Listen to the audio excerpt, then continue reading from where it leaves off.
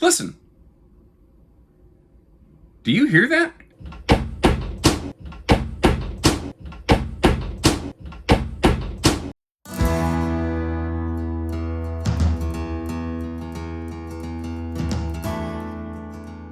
Hey everybody, Josh the RV Nerd with a brand new offering here from Grand Design Series, and just like John Lennon, if you can, well, imagine it, they aim to please, or if you flip the view on this, it's called the Mia, but I think they're gonna stick with aim. This is a model, I think the model number almost betrays what this RV could really bring to the table, because it's called a 15BH. The thing is, I don't know that I really consider this a bunkhouse. When I look at this, it feels and interprets to me more like a couples model that maybe has that flip down upper shelf if you want to use it for cargo or duffel bags or dog kennels or something like that. Or, you could flip it down if you are a small family. Or what if you're just like, you know who this could really work well for? So, there's a segment of the RV industry that nobody ever talks about, and that is like the single parent camper, or like the shared custody camper. You know, there's quite a few of those. I happen to be a child of divorce myself. It's just a very common American thing, but everybody acts like it's so taboo to talk about it. If you're just one person and occasionally your kid might come with you, this is an awesome way for your kid to be able to come with you without necessarily having to dedicate an entire 8 foot of bunkhouse on the RV. Now, the Imagine AIM series, what's really impressive to me is how many of the full big Imagine features they packed into this. It is 10 pounds of sugar in a 5-pound sack. It's also doing some things that the rest of the Imagine series doesn't. This was, they weren't real quick to build this. They went through and they made sure that each component was very weight sensitive. This is built to be lightweight. Because it's a full 6.5 foot tall. It's a full 8 foot wide. It's not a narrow body ultralight, but it still comes in less than 4,800 pounds total max cargo, with typically over 1,100 pounds of available cargo carrying capacity, which is so much better. So many of these single axle campers only have 600 pounds of cargo. This is nearly double that. And there are a lot of really cool, exciting features. This is my first AIM I've got a chance to see in great detail, and I'm very excited to hear what you folks think about this and the series in general. So I thought it might be kind of cool to give you really the shopper RV buyer's perspective. When you just walk in the door, what are you looking at? One of the cool things when you come back to your campsite, you've got this little motion activated pad from LCI. Now, a lot of RVs use this, and ours is called Compass Connect, and some people are one control. It's all one control from LCI is what this is. But when that lights up, it gives you the ability to reach right over here and kick on your inside or outside lights or whatever it is, and it's your monitor panel and all that good stuff. This is also your tankless water heater control right there. Now, if my experience has been when people walk into RVs, they usually tilt their head to the left, and this is going to be one of the first main features that you're going to see right here. And again, it's why I kind of consider this maybe a solo or couples model before I consider it a bunkhouse. I kind of wish it was called like the 15X. Not the 15BH. BH doesn't feel right to me. Yes, there is a bunk over a bed here, but it doesn't feel like a traditional bunkhouse to me, anyway.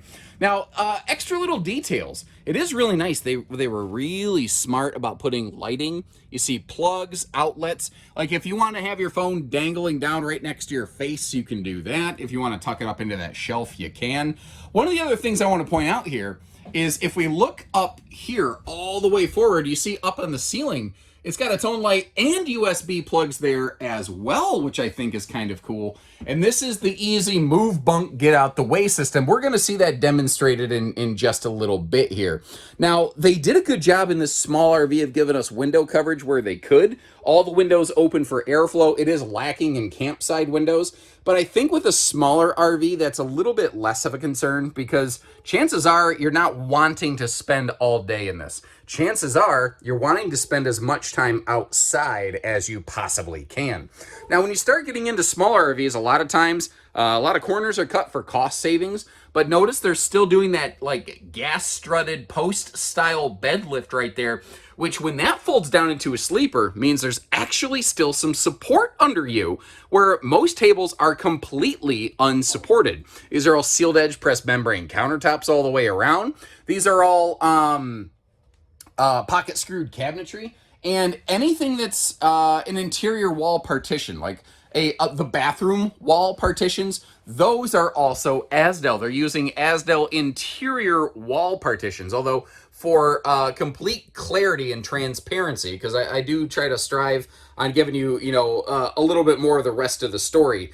The interior wallboard of the laminated walls is not Asdel, at least at the time of this filming. It's possible that could change. Now, little campers usually have two things for kitchen space. They usually have both jack and squat. And you can see that this one's got a whole lot more going on. So first of all, over here, that is a 6.3 cubic foot, 12 volt DC compressor fridge and freezer. It's very cool that it's a separate fridge and freezer. You'll find that used through the entire AIM series.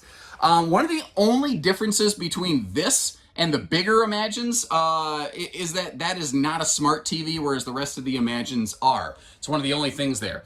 Now, one thing I really did like is over here, they did include a stovetop vent hood right there, and they went with the 2-burner stove instead of the 3-burner. The 3-burner eats up a lot of counter space, and typically you can't get like 2 big pots and pans on top of it at the same time anyway. And that does mean, though, that it doesn't have a traditional oven. You'll see that this has a convection microwave instead. That is a bigger farm sink, by the way. And one of the things I really liked is how much storage there really is in the kitchen. We're going to get a good look at that. But something else I wanted to point out. This is a small camper that still has a full 6.5 foot ceiling. It still has an 8 foot wide body, and it still weighs about as much as an equivalent size narrow body camper. They were extremely weight sensitive on this. Now that does mean that there were some materials that cost more. This was not built to be the dollar cheapest variety. This was built to be, bigger yet the same weight, or lighter if they could get away with it. Ooh, something I realized I forgot to mention earlier. It does have those straight blackout roller shades. So if you are camping in hot summer sun, or if you got some nosy neighbors, you can blot them out. Now, you might notice there's a door handle down there below the bed. Everything under that big bed is storage, and you can access it from that interior door or dual outside door. So it's actually a triple entry storage compartment. That is not going to be like I don't believe a full-on True Queen. I could be mistaken. If I recall, I will try to get some measurements on the screen for you here. But what I want to do is begin by showing you the move, bunk, get out the way system that they have right here, and how easy that is to like lift and lower with just one hand. So kind of a magic before and after right now. You can kind of see what that baby looks like right there. So when you need it, it's there. Now what's cool is that upper bunk is what I call like a big kid bunk. It is a little bit larger, and with the dinette in play, you could sleep up to 4 in this before you got to like throw a blanket on the floor for somebody or whatever. But again, the kitchen prep space and all of the storage in this kitchen, it's fantastic. They give you those 2 big drawers right behind the dinette around that corner right there, Might be a little bit goofy for like silverware or something like that, but over beside the refrigerator, they've got 3 more drawers over there. And I'd be kind of curious, though. Is that storage going to be next to the TV? Do you think that this would be pantry storage? Would that be like your closet, your clothes space? Like, how would you pack this? How would you move into this? We got 3 drawers there. Would you use them for the Crocs, socks, and undies? The mandatory 1, 2, 3, round them up right there? I don't know. Let me know. Leave me a note. Let me know. They did something interesting in the bathrooms of this AIM series as well. I'm kind of curious to know what you think. I meant to have that open. Obviously, I did not. First of all, let me just kind of give you a pass over the bathroom here. It looks a little bit odd because they went with the larger size bed beside this. It's almost like a motorhome style shower and bathroom where it's a little bit more compact. What I will tell you is I feel this bathroom is adequate, where I had enough headroom with the skylight, thankfully, because I'm a little over 6 foot tall. I had enough elbow room. It was okay. I do like that window here in the bathroom. And by the way, for full clarity, this is utilizing the 4-inch fart fan here in the bathroom, not the Fajita Friday Fume Fighter. That's an easy upfit upgrade, though. Similarly, right here, I felt the leg room and the hip and shoulder room around the toilet was adequate, minimally adequate. I wouldn't want it personally any smaller than that. But this, I think, is kind of cool. They almost went with like a truck camper style folding sink. So it gives you the ability to have a separate sink to wash your bathroom hands away from your kitchen facilities. Some people don't like touching doorknobs and things after they've used the bathroom before they've washed their hands. I totally get that. I respect that. And that is a mirrored medicine cabinet, by the way. I'm just at a bad angle to try to open that up for you. So I'd be kind of curious to know, what do you think, especially for small campers, about the concept of that folding sink right there? I think that could kind of be a game changer, but I don't know. Maybe I'm wrong. You tell me. And normally I like to show you the RVs in road mode, but with this one being a simple, easy, no slide model, which also means fewer motors and seals to maintain, very attractive features for what I call the slide skeptics out there. And I don't mean that in a negative, derogatory term. There's just some people who go, I don't like slides. I've heard things, I had a bad experience, or whatever the case may be. There's some people who don't like slides. I think they packed a lot of camper into something with no slides here that, again, can be simpler, easier to maintain, lighter weight, and less expensive, because slides very quickly add weight and cost. But I'd be kind of curious to know, do you consider this always in road mode or always in camp mode? Now, straight away here, let's talk towing. What's it going to take to haul this baby down the road? Take another look at the weights and the measures there. Pardon me. As you can see, this tops out just under 4,800 pounds. So what that means is that, in theory, let's say you have like a 5,000 pound tow capacity and an appropriate, payload rating to handle the tongue weight on this thing. Well, in theory, you should be fine. Now, that is potentially flat maxing your vehicle, which is not something I like to do or recommend.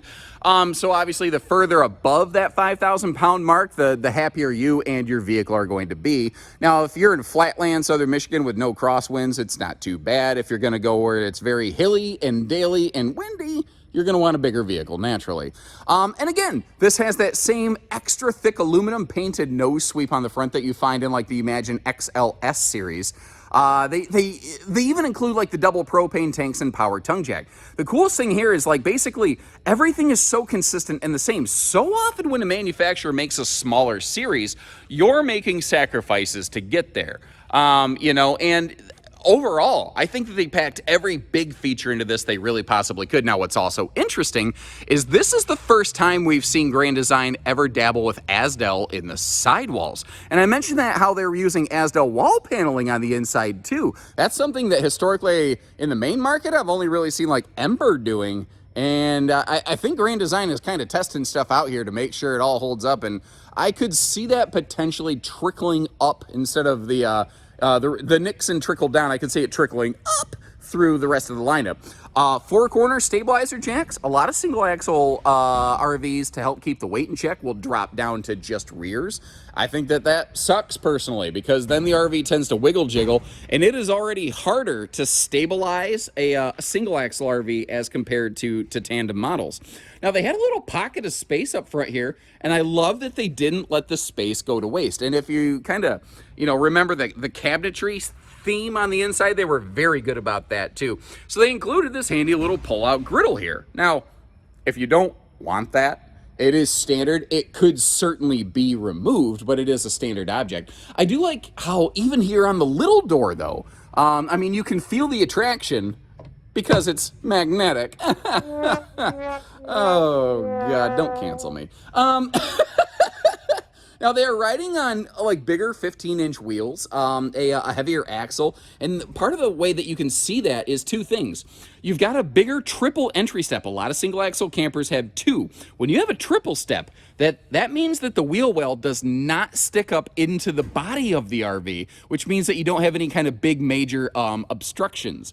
Now, naturally, when you have a cooker off the side, you need a hooker to fuel it, and you see that we have that there. This is also maybe an interesting peek of something that you might see on the rest of the Imagine series in time, is they are belly mounting their spare tire, which leaves the rear open. Now, they don't have a rear bumper on this, but they do have a sewer hose caddy tube, so you still have that function there, and there is a little accessory receiver hitch on the back. Personally, I don't feel like you've lost anything, but what is your take on that? Do you like the rear hitch plus belly sewer tube, or do you prefer just a rear bumper with the spare tire mounted on the bumper already? Leave me a comment, let me know. Let's get that back to Grand Design. The underbelly here, they did the same thing on this that they do on the bigger Imagines. The underbelly is enclosed. It is forced air heated. The underbelly also does have a radiant barrier layering, but something I thought was really interesting is instead of just laying the radiant barrier on top of the underbelly liner, they actually laminate it to the underbelly liner. And I was like, huh, why do they do that? And then I realized, because when you're rolling this rolling earthquake down the road, that radiant barrier blanket, if it's just, you know, thrown into the belly, it could wiggle and jiggle and get out of place and leave some gaps.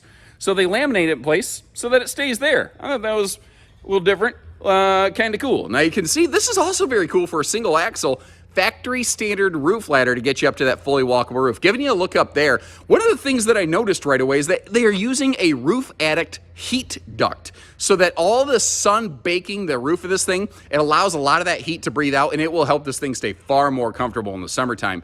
And again, I think you're seeing what is probably going to be the future of the Imagine series with the solar package on this, because the AIM solar package weirdly is actually better than the rest of the Imagine series. I think that eventually the rest of the Imagine series will adopt what you're seeing here. Instead of a 165 watt panel, this has a 200 watt panel and 30 amp charge controller. It's a Go Power package. So if you wanted to expand on that, you also could. Speaking of which, there is a thing that I think is potentially very cool called the AIM package that I kind of want to run you through. Now, you may have noticed those motion lights kick on as I jump sides on the pass-through. The AIM package is a bundle of about 5 or 6 items.